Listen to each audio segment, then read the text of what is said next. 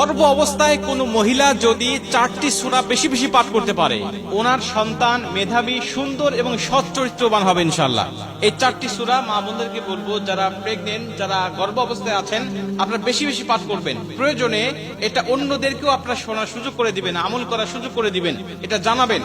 নবীজি সাল্লাল্লাহু আলাইহি ওয়াসাল্লামের হাদিস থেকে আমরা এই সমস্ত ইঙ্গিতগুলো পেয়ে থাকি। বিভিন্ন মুহাদ্দিস রাহিমাহুল্লাহ বর্ণনা করেছেন যে এই 4টি সূরার মধ্যে আল্লাহ রাব্বুল আলামিন কিছু ফজিলত রেখে দিয়েছেন। এই ফজিলত অনুযায়ী কোনো মহিলা যদি গর্ভ অবস্থায় বেশি বেশি পাঠ করতে পারে, তাহলে এর একটা ইফেক্ট তার সন্তানের উপরে পড়ে। বর্তমান বিজ্ঞান বলছে, সন্তানের বয়স যখন 22 সপ্তাহ থেকে 32 সপ্তাহ পর্যন্ত হয়ে যায়, তখন মায়ের পেট থেকে সে বাহিরের সবকিছু শুনতে পারে। মা কি করছে, মা কি বলছে, এটা সে শুনতে পারে। এমনকি বিজ্ঞান বলছে যে সন্তান মায়ের পেটে থাকা অবস্থায় যেটা শুনেছে, বাহিরে আসার পরে ওই আওয়াজটা সে তালাশ করতে থাকে, ওইটা শুনলে সে শান্ত হয়। আর নবীজি বলছেন, মা যদি কোরআন তেলাওয়াত করে, এই কোরআনুল কারীমের একটা ইফেক্ট সন্তানের উপরে পড়ে যায়। অর্থাৎ এই কোরআনুল কারীম তার উপরে এমন ইফেক্ট ফেলে যে কোরআন অনুযায়ী তার জীবনটা গঠন করা তার জন্য সহজ হয়ে যায়। এই জন্য মুহাদ্দিসরা বলছেন যে এই 4টি সূরা যদি কোনো মা, কোনো মহিলা পাঠ করতে পারে নিয়মিত, তাহলে এর ইফেক্টটা সন্তানের জীবনের উপরে পড়ার কারণে ওই সন্তান মেধাবী হয়, বুদ্ধিমান হয় এবং সৎ চরিত্রবান হয়। যেমন প্রথম নম্বরে তারা সাজেস্ট করেছেন সূরাতুল লুকমান তেলাওয়াত করার জন্য। সূরাতুল লুকমান তেলাওয়াত করলে তারা বলেন যে সন্তান তীক্ষ্ণ মেধার অধিকারী হবে এবং হিকমতওয়ালা হবে, তার অনেক হিকমত থাকবে, জ্ঞান আল্লাহ পাক তাকে দিয়ে দিবেন। কারণ আমরা জানি এই সূরাতুল লুকমানের মধ্যে লুকমান তার আলোচনা করা হয়েছে, যিনি ছিলেন অনেক হিকমতওয়ালা, অনেক তীক্ষ্ণ বুদ্ধি সম্পন্ন। আল্লাহ তাকে হিকমত দান করেছিলেন, জ্ঞান দান করেছিলেন। অতএব এই সূরাটা বেশি বেশি পাঠ করবেন।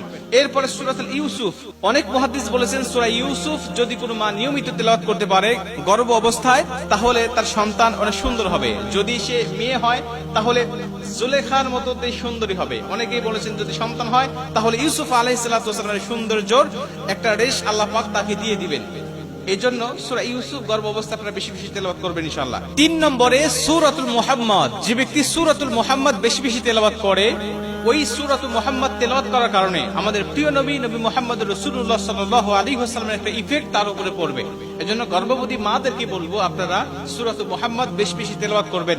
রাসূল সাল্লাল্লাহু আলাইহি ওয়াসাল্লামের মতো চরিত্রবান সন্তান আল্লাহ পাক আপনাকে দান করবে।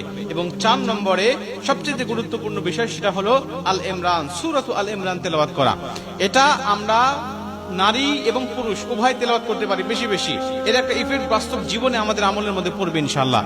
যদি কোনো মা গর্ভাবস্থায় সূরাতুল আল ইমরান বেশি বেশি তেলাওয়াত করতে পারে, অনেক মুহাদ্দিসদের মত অনুযায়ী ওই সন্তান দ্বীনের পথে আহ্বানকারী হবে, দ্বীনের পথে আহ্বানকারী হবে এই সূরাতুল আল ইমরান যে ব্যক্তি বেশি বেশি তেলাওয়াত করে। অতএব মা বোনদেরকে বলবে 4টি সূরা বেশি বেশি তেলাওয়াত করবেন। আল্লাহ পাক অবশ্যই 4টি সূরার বরকতে আপনার সন্তানকে অবশ্যই নেককার বানাবেন এবং সুন্দর বানাবেন এবং সুচরিত্রের অধিকারী আল্লাহ পাক অবশ্যই আপনার সন্তানকে